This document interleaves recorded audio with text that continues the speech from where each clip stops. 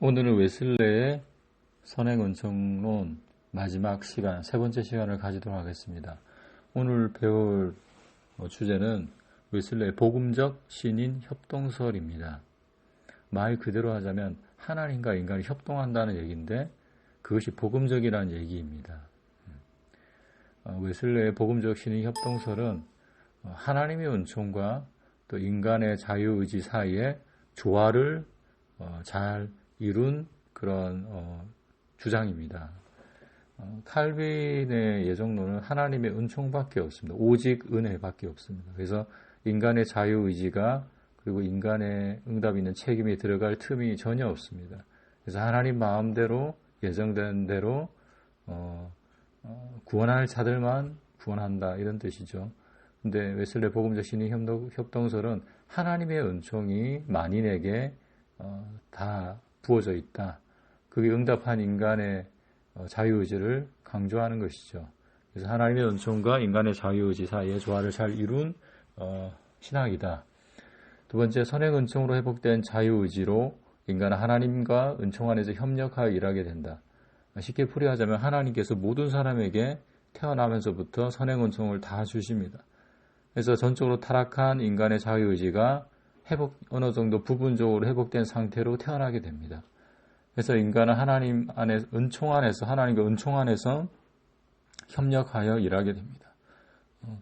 그래서 구원에 이르는 첫 단계부터 하나님의 은총이 주어졌고 거기에 어떻게 응답하느냐에 따라서 구원의 은총에까지 이르게 될 수 있다는 것이죠.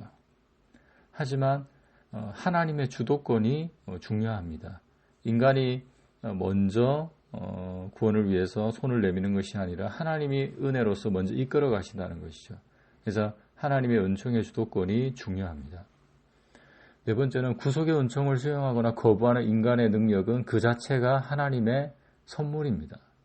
모든 사람들이 어느 정도 회복된 자유의지가 있다는 것은 선행 은총의 결과이기 때문에 우리가 뭔가를 선택할 수 있는 자유가 생겼다는 것은 하나님의 선물이라는 것입니다. 원죄로 말미암아 모든 사람이 전적으로 타락했지만 예수 그리스도의 골고다의 대속의 은총으로 인하여서 모든 사람은 어느 정도 회복된 상태, 자유의지가 회복된 상태로 태어났다는 것 자체가 하나님의 선물이라는 것이죠. 그래서 웨슬레 신학은 참 하나님의 공의를 강조한 신학이다. 하나님의 주도권과 인간의 응답을 강조하고 있습니다. 펠라기우스주의나 세미펠라기우스주의와 다르게 웨슬레의 이 복음적 신인 협동설은 하나님께서 먼저 이끌어 오셨다. 선행하신다. 주도하신다. 선행하시고 주도하시는 하나님의 은혜가 있고 거기에 대해서 소동적으로 인간이 응답한다는 것을 강조하고 있습니다. 그래서 웨슬레의 이 선행 은총론 혹은 복음적 신인 협동설은 어떤 역사적인 의미가 있느냐? 종교개혁자들의 오직 믿음만으로라는 사상이 가져온 믿음지상주의 혹은 신앙지산주의를 피하고 로마 카톨릭이 인간의 책임을 강조한 나머지 행위로 얻게 된다는 교리가 가져온 위험성에서 복음을 보호하고 있습니다. 그래서 좌우 사이에서 양극단 사이에서 균형을 잘 맞춘 그런 신학이다. 종교개혁자들은 오직 믿음만을 강조를 했습니다. 성경에도 없는 이 오직 믿음만을 강조를 했는데 이 사상이 뭘 가져왔냐? 믿음 지상주의를 가지고 왔습니다. 믿음만 있으면 돼. 행위는 없어도 돼. 행함은 없어도 돼. 순종은 없어도 돼. 회개는 없어도 돼. 근데 구원파적인 사상으로 치우칠 수밖에 없게 된 것이죠. 그에 반해서 로마 카톨릭은 인간의 책임을 너무나 강조한 나머지 행위로 의롭게 될 수 있다. 인간의 행위로 의롭게 된다는 이런 율법주의적인 행위구원론을 가지고 있었는데 둘 다의 위험 가운데서 웨슬레가 그 균형을 잘 맞췄다는 것입니다. 그래서 복음을 보호하고 있다는 뜻입니다. 두 번째는 역사적으로 중요한 펠라기우스주의 또 세미펠라기우스주의 혹은 반펠라기우스주의 오렌지 종교회의 또 칼빈의 예정론 또 웨슬레의 복음적 신인 협력설을 다 비교해 보도록 하겠습니다. 굉장히 중요한 부분입니다. 첫 번째로 펠라기우스주의라는 것이 있습니다. 결국 이 사상은 이단으로 정죄당했는데 이게 무슨 말이냐면 펠라기우스주의는 인간이 타락하지 않았다는 것이죠. 아담의 타락으로 인해서 그 후손들이 그 죄책으로 인하여서 아담의 죄로 인하여서 후손들까지 타락이 이어지지 않았다는 것이다. 아담이 범죄한 것은 아담의 타락에 국한되어 있을 뿐이다. 그 후손들은 완전한 자유의지를 가지고 있다. 그래서 원죄하고 또 타락 사상을 부정했습니다. 이렇게 아담의 후손들이 타락하지 않았다고 하면은 당연히 구원의 주체는 인간이 됩니다. 이미 타락하지 않은 자유의지, 완전한 자유의지를 가지고 있기 때문에. 그런데 또 하나님의 은혜는 그렇게 된다면 구원의 보조에 그칠 수밖에 없다는 것이죠. 두 번째로는 펠라기스주의에 대한 반발로 나타난 것인데, 반이라는 것은 반이란 셈이라는 것입니다. 반만 닮아있다 이겁니다. 그래서 펠라기스주의는 전적 완전한 펠라기우스의 주장대로 완전한 자유의지 그대로 유지한다는 것이 아니라 부분적으로 타락했다. 요거를 이제 반펠라기우스주의입니다. 그러니 구원의 과정에 있어서도 부분적으로 타락했지만 인간의 자유의지가 먼저 선행한다는 것입니다. 타락했지만 완전히 타락한 것이 아니기 때문에 인간의 자유의지가 구원의 과정에서 선행되고, 그리고 하나님의 은혜는 뒤따른다는 것입니다. 하지만 필수적으로 뒤따른다. 이런 주장을 했습니다. 그래서 이것도 세미펠라기우스주의도 신의협력설인데 웨슬레의 복음적 신의협력설과 조금 다른 의미입니다. 인간이 완전히 타락한 것이 아니라 부분적으로 타락했기 때문에 하나님과 협동할 수 있지만 온전하지 못하기 때문에 은총을 필요로 한다고 생각하는 사상입니다. 인간의 자유의지의 결정에 의해서 하나님께서 은혜를 베푸신다고 믿고 있습니다. 그래서 부분적으로 인간의 자유의지가 타락했기 때문에 그래서 구원의 과정에서 인간의 자유의지가 우선된다, 선행한다. 그리고 하나님의 은혜는 또 보조적인 역할에 그친다고 표현했습니다. 이 또한 성경적인 주장은 아닙니다. 세 번째로 오렌지 혹은 오랑쥐 공의회입니다. 이거는 세계 종교회의인데요. 이것을 반어거스틴주의라고 합니다. 오렌지 공의회 결정이 뭐냐? 인간의 타락을 전적 타락으로 보았습니다. 그래서 구원의 과정은 인간의 자유의지가 선행하고 주도하는 것이 아니라 하나님의 은혜가 선행되고 먼저 되고 주도적으로 이끌어간다는 겁니다. 그런 다음에 누가 협력하느냐? 인간이 협력한다는 겁니다. 인간의 자유의지가 협력한다는 것입니다.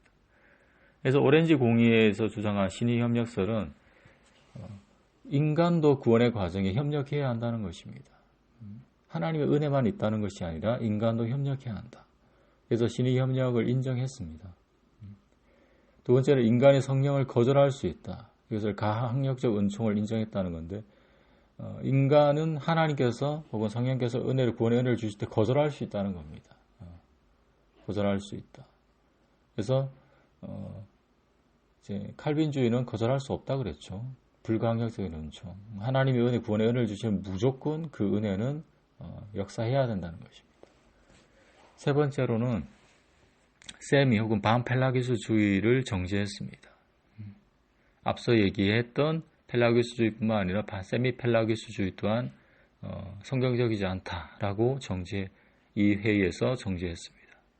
뿐만 아니라 어거스틴의 유기에 대한 예전 개념 또한 정죄했습니다. 유기라는 것은 하나님께서 버리셨다는 뜻입니다. 하나님께서 선택한 사람, 태초에 선택한 사람과 버린 사람이 있다는 것인데, 유기에 대해서 어거스틴의 유기의 개념에 대해서 정죄를 했습니다. 네 번째로는 칼빈입니다. 칼빈이 인간의 타락을 전적으로 타락했다고 보았고, 자유의지조차도 전적으로 타락했기 때문에 구원의 과정에 있어서는 자유의지를 전적으로 부정합니다. 그리고 오직 은혜밖에 없다고 주장을 하고 있죠. 그래서 인간의 자유의지가 참여할 수 없습니다. 그러니까 구원이 되는 것은 인간의 자유의지 1도 포함이 되지 않고 오직 하나님께서 예정한 대로 하나님께서 은혜 주신 사람만 100% 구원받는다는 것이죠. 그래서 해석을 하자면 근데 이 오직이라는 단어는 성경에는 없습니다. 우리 한글 성경에는 오직 은혜, 오직 믿음으로라는 단어가 있지만 원어 성경에는 없습니다. 그래서 번역할 때 이 교리적으로 추가한 것입니다. 그래서 이 칼빈의 예정론에 따르면 인간을 로봇으로 만듭니다. 자유의지가 1도 구원의 과정에 참여할 수 없기 때문이죠. 그리고 앞서 얘기한 오렌지 공의, 세계 공의에서 정죄받은 어거스틴의 예정 개념으로 회귀한 것입니다. 세계 공의가 굉장히 중요하죠. 그리고 오렌지 공의에서 어거스틴의 이 예정, 유기에 대한 예정 개념을 정죄했는데 칼빈은 이 예정 개념으로 정죄당한 예정 개념으로 회귀한 것이다. 잘못된 것이다. 그리고 결론적으로 칼빈주의는 성경의 한 면만을 강조해서 치우치게 된 겁니다.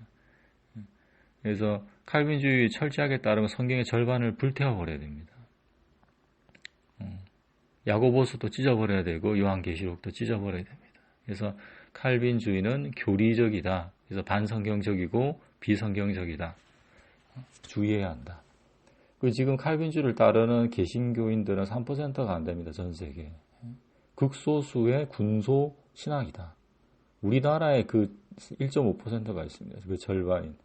그때 우리나라 사람들 계속 세난당하고 있는 것이죠. 다섯 번째는 웨슬리는 인간의 타락, 전체 타락을 주장했습니다. 성경에서 전적 타락했다고 했기 때문에 전적 타락을 주장했는데 여기서 차이가 뭐냐면 선행은총에 의해서 태어나면서부터 모든 사람이 선행은총을 받아가지고 어느 정도 회복된 상태로 태어난다는 것이죠. 이것은 성경과 실제 사이의 균형을 맞춘 것입니다. 그래서 예수님의 십자가의 공로로 인하여서 모든 사람은 예외 없이 선행은총을 받고 태어나게 됩니다. 그래서 어느 정도 회복된 상태로, 자유의지가 회복된 상태로 태어나게 됐기 때문에 인간의 자유의지를 인정한다는 것입니다. 그런데 문제 구원의 과정에서는 인간의 자유의지가 주도적인 것이 아니라 하나님의 은혜가 선행되고 주도적입니다. 태어날 때부터 선행은총이 작용했기 때문에 하나님의 은혜가 선행되고 또 주도적으로 우리를 이끌어가는 겁니다. 근데 주도적으로 이끌어간다고 해서 그게 다 응답해야 되는 것도 아니고 응답해야 되는 게 아니죠. 인간이 거기에 반응할 수도 있고 반응하지 않을 수도 있다는 겁니다. 그래서 인간의 책임을 이것은 살렸다는 것입니다. 웨슬레가 훌륭한 점이. 하나님의 은혜가 먼저 작동되고 또 주도적으로 이끌어가면서도 그게 따를 수 있는 자유, 따르지 않을 자유가 인간에게 주어졌다는 겁니다. 그러니까 그게 공의롭다는 거죠. 하나님의 공의를 잘 드러낸 것이 웨슬레 신학입니다. 그래서 하나님의 사랑만 강조한 게 웨슬레 신학이라고 그건 착각이고 오판입니다. 하나님의 공의를 강조한 것이 웨슬레 신학입니다. 그리고 하나님의 공의와 사랑을 균형을 잘 맞춘 거예요. 그래서 가장 성경적인 신학이라는 겁니다. 그래서 이 자유의지가 살아있기 때문에 웨슬레 신학 안에서는 인간의 책임 있는 반응이 협력하는 것이죠. 그래서 이것을 복음적 신익 협력설이라고 합니다. 그래서 앞서 얘기한 오렌지 공의회, 세계 공의의 맥을 잇고 있고 또 앞에서 얘기한 반펠라기스주의, 세미펠라기스주의의 신익 협력설과는 다른 개념입니다.